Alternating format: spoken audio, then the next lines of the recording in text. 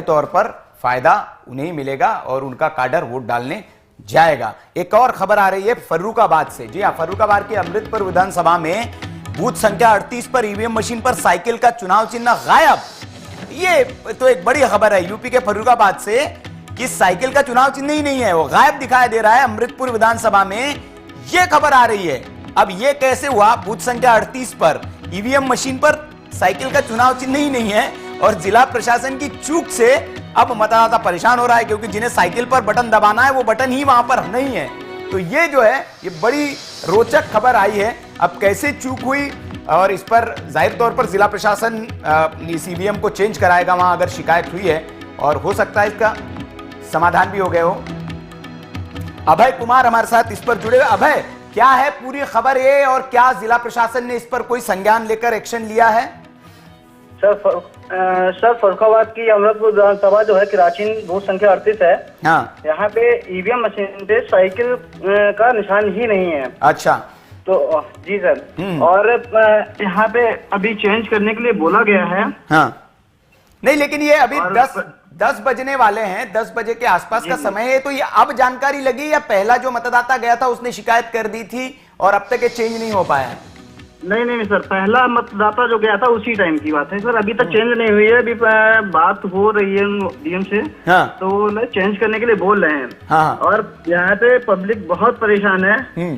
तो क्या वोटिंग अभी रुकी हुई है या मतदान हो रहा है? सर वोटिंग अभी रुकी हुई है। अच्छा, मतदान रुका हुआ है। ठीक है अभय कुमार, आप इस पर नजर बनाए रखिए और जो भी ज्यादा अपडेट हो, जो नया अपडेट हो, वो दर्शकों को आप जरूर दें। तो ये एक बहुत रोचक खबर है कि जिला प्रशासन की एक चूक की वजह से एक ईवीएम मशीन से जो मेन कंटेंडर है उत्तर प्रदेश के चुनाव में समाजवादी पार्टी, उसका चुनाव चिन्ह ही मशीन से गायब है। मतलब प्रत्याशी का नाम ही नहीं। अब कैसे चूक हुई, जिला प्रशासन इस पे जरूर संज्ञान लेगा और अपनी सफाई भी देगा। तमाम मेहमान हमारे साथ बने हुए हैं। शैलेंद्र जी, आप अपनी बात पूरी करिएगा। मैं माफ करिएगा, शैलेंद्र जी के पहले रत्नेश जी के पास जाऊंगा। रत्नेश जी, आप अपनी बात पूरी करिएगा।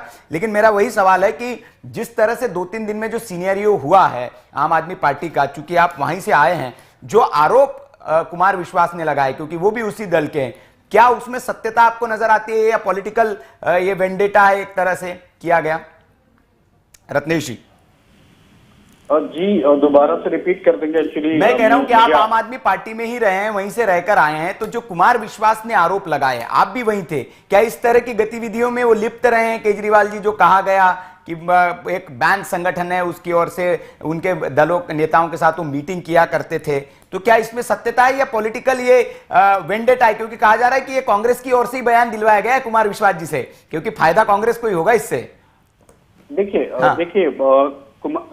अगर हम कुमार विश्वास जी की विश्वसनीयता पर संदेह करते हैं राहुल जी, हाँ, तो कहीं ना कहीं हम भारत के एक ऐसे व्यक्ति की विश्वसनीयता पर हम शक करेंगे जो सर्वमान्य है।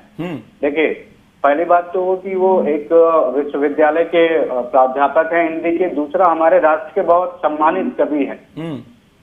कवि के रूप में उनका बहुत सम्मान है, और अगर उन्होंने कोई बात बोली है तो उसको हल्के में लेने की गलती नहीं करनी चाहिए सरकार को। दूसरी बात, मैं अपनी एक पूर्व की डिबेट में बता चुका हूं कि आम आदमी पार्टी की फंडिंग के दो मेजर फॉरेन फंडिंग के दो मेजर कंट्रीज कौन कौन सी है, मैंने आपको बताया था। जी बताया था आपने। कनाडा और ब्रिटेन। और आप भी जानते हैं कि खालिस्तानियों का एक स्ट्रॉन्ग होल्ड है वहाँ। तो अगर इस बारे में ये बयान कुमार विश्वास जी ने दिया है, तो मैं ये भी मानता हूँ कि केंद्रीय गृह मंत्रालय को इसकी जांच करनी चाहिए।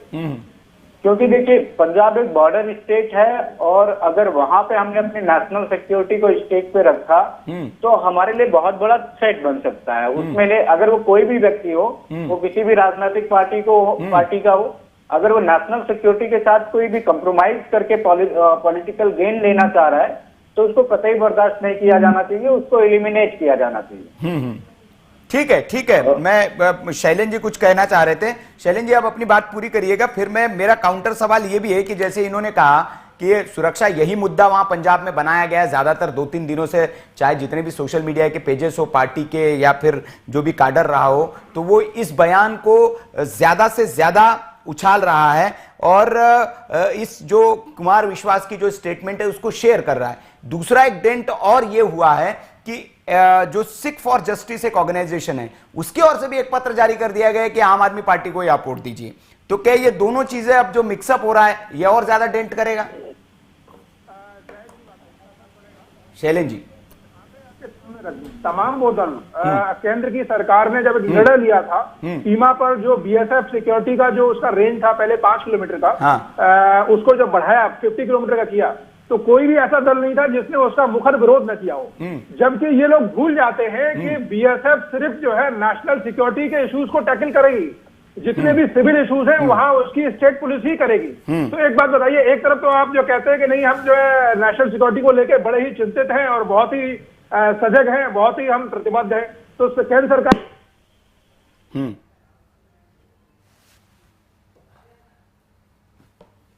चलिए संपर्क आपसे शायद शैलेंद्र जी नहीं हो पा रहा है, मैं आपसे जोड़ता हूं। अजीत जी, आपने सब डिबेट सुनी, एक ये जो सिख फॉर जस्टिस ऑर्गेनाइजेशन है उसका भी एक लेटर आपके समर्थन में जारी हो गया है, इस पर आप क्या कहेंगे? क्या मतलब ये आपको नहीं लगता कि ऐसा संगठन अगर कोई समर्थन कर दे किसी दल का तो वो दल के लिए भी ठीक नहीं है? ठीक है, मैं एक बात बताऊं जी। पहली बात तो ये जो आपने जो है कुमार विश्वास का मुद्दा जो उठाया था, ठीक है ना, तो एक जो है कहावत कही जाती है कि खिसियाई बिल्ली खंभा नोचे। ये रार जो है उस समय से जो है कुमार विश्वास ने ठान लिया था जब उनको राज्यसभा नहीं मिला, ठीक है ना। ये लोलुपता जो है ना, जो ये उतने दिन का इनके अंदर जो इन्होंने दबा के रखा हुआ था, और कांग्रेस को ये पता है कि उनके पैर के नीचे से जमीन गायब होने वाली है। तो जब जमीन गायब होने वाली तो किसी न किसी को तोड़ के मरोड़ के किसी भी लेवल का कोई भी कॉम्प्रोमाइज इन लोगों के बीच में हुआ होगा, आई डोंट नो इस लेवल का। लेकिन जो है कुमार विश्वास के अंदर जो है सत्ता की लोलुपता, राज्यसभा जाने की लोलुपता इतनी ज्यादा है कि वो उसके बाद वो किसी हद तक वो जा सकते हैं। मैं उनको एज अ कभी वो हो सकते हैं, लेकिन मैंने कभी उनको सीरियसली नहीं है, वो एक जो है सीरियस राजनीतिक है ही नहीं है जी। पहली बात। हाँ।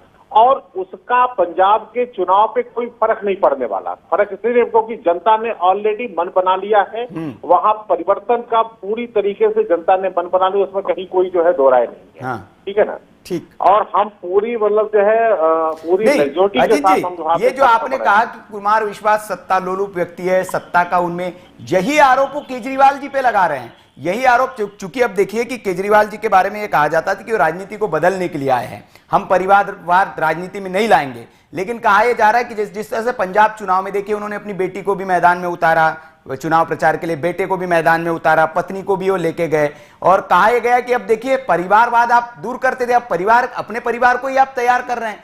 खबर एक ये भी आ रही है, चुनाव से पहले वहां पंजाब में एक ऑडियो वायरल हो गया है, कुमार विश्वास जी माफ करिएगा, जो केजरीवाल जी की पत्नी है सुनीता जी, उनका एक ऑडियो वायरल हो रहा है, और उस ऑडियो में साफ तौर पर ये कह रही कि राघव चड्ढा जी अब हम विधायक ही नहीं, वो हमारे दामाद भी है, और हमारी जो बिटिया है उसका रिश्ता हमने उनके साथ तय कर दिया है। तो इसीलिए पंजाब में मान तो सीएम रहेंगे लेकिन राघव जी सब कुछ संभालेंगे। ये ऑडियो है ऑफिशियल और वहां वायरल किया जा रहा है चुनाव से पहले। अब उसकी सत्यता की पुष्टि हम नहीं कर सकते, लेकिन सुनीता जी और अपनी एक फ्रेंड के बीच का वो वार्तालाप है और उसको वायरल किया जा रहा है। तो फिर कैसे आप कह सकते हैं कि सत्ता लोलुप, विपक्षी दल यही कह रहे कि सत्ता लोलुप तो फिर केजरीवाल जी है।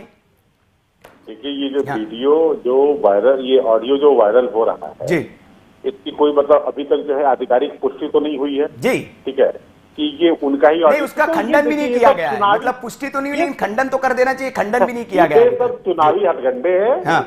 और चुनाव में भी देखिए भी क्या क्या होने वाला है। अभी उत्तर प्रदेश में क्या होने वाला है, यहाँ पे इन लोगों ने जो भी करना था, जो भी हथकंडे अपनाने थे सब इन्होंने अपना लिए। इनको पता है कि हम जो है वापस, क्योंकि देखिए जनता ने देख लिया है, वहां पे अकाली दल को देख लिया है, वहां पे कांग्रेस को देख लिया, और पंजाब दिन प्रतिदिन कितना गर्त में चला गया, नशे में वो प्रदेश, जो एक प्रदेश जो है जो प्रॉस्पेरिटी था, एक मतलब वहां से मतलब हरित क्रांति की शुरुआत वहां से होती है, और आप देखिए आज वो प्रदेश किस हालत में पहुंच गया।